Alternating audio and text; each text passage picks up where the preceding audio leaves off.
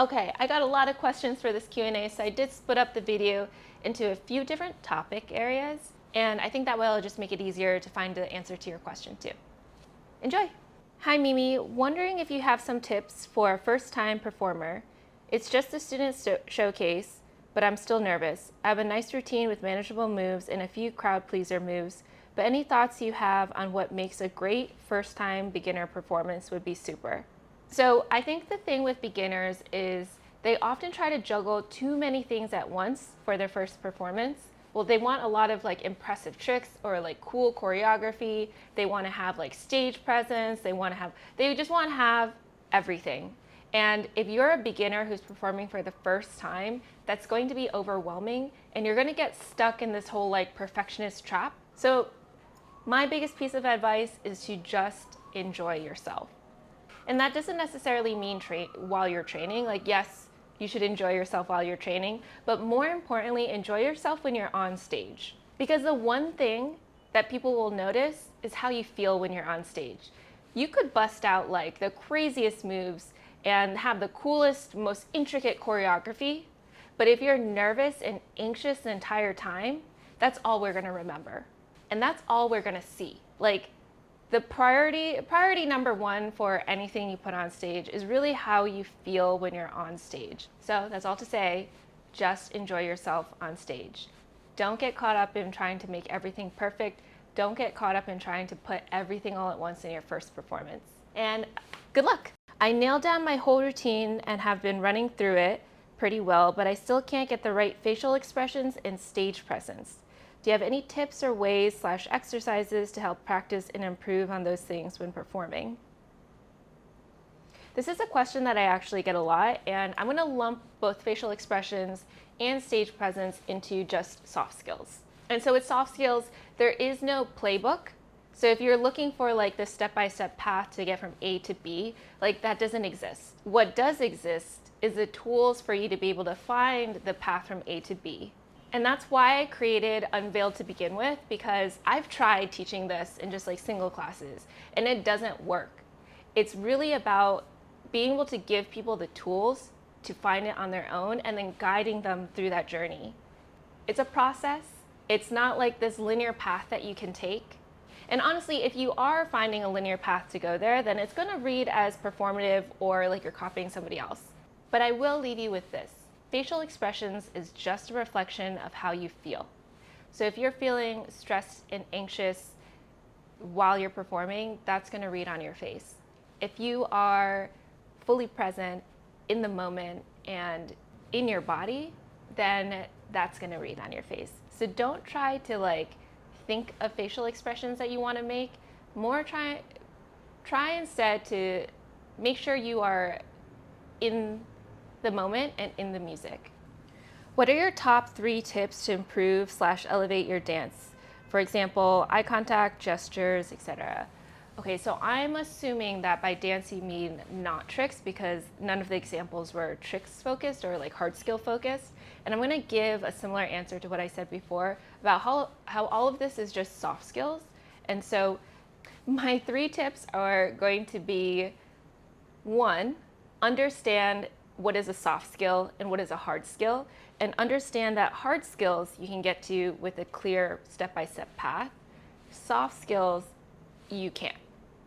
There is no definitive path to get to one place, but again, there are the tools to get you there. And so one of those tools that's going to be really helpful is tapping into your sensuality. And my second tip is to embrace repetition. I know a lot of people get in their head about like, oh, I'm repeating the same moves over and over again, especially when I get up to freestyle.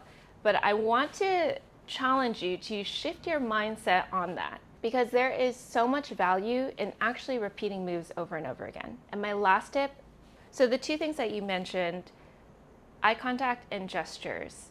Eye contact is all about connection. And I've talked a little bit about this before in my newsletter, but in order to connect authentically, but eye contact can't be one of those things where it's very 2-dimensional, where you're just like, I have eye contact, great, I'm done.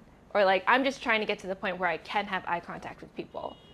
Eye contact is about Eye contact should be a product of connecting with your audience, not a thing you're doing. Because when it becomes like this thing you're doing, it becomes performative, the audience doesn't receive it well, and it's going to be nerve-wracking for you to do too. It's going to feel forced. And so find the connection you have first, and then the eye contact comes from that. Think of it the same way as like when you're doing eye contact with someone you're just talking to in regular life. So I could do a whole video on eye contact, but what I want you to take away from that is it's all about connection, and it's not about like doing this thing. Okay, so I have a lot of opinions on gestures. Okay, for gestures, so one of the things I don't like about the way that I used to teach was I would tell people specific gestures to make within the choreography or within the moves that I was teaching. And what I realized when I did that was that people just started copying me, and it wasn't their own way of like creating these gestures or communicating. And so anytime they learned something new, they would again turn to me to be like, what gestures do I do? And so I think the key to kind of developing that is to really find your authentic movement. And once you learn how to communicate authentically, then all these gestures kind of come with it. Okay, so just to recap, my top 3 tips are: 1, understanding the difference between hard skills and soft skills and knowing how to approach soft skills. And then second is, I already forgot what my second tip was, but third was about like the finding connection and authenticity before you try to do the, I guess another way of saying it is like gestures and eye contact are the product of doing certain things. And so when you accomplish those certain things, which is like connection and authenticity, then a lot of these questions you have about improving your dance just kind of happen already. How to be confident on stage. I think confidence on stage is definitely part practice, like getting used to being on stage. That's a big part of developing the confidence there. And I think another part of it is finding confidence in yourself, finding confidence in your movement. You can definitely fake it till you make it, like pretending confidence until you can actually feel the confidence happen. But another way you could go about it is bringing the focus to where you are and loving and appreciating that. Especially when you're a beginner, because the pathway to where you want to be, it just seems so great and there's just so much in between from here to there. It's easy to get caught up in that space. And when your focus is on that space, then your confidence kind of shrinks, because then you're like, oh, I'm not good enough. I'm not nearly as good as everybody else out there. Like comparison trap, all of that happens.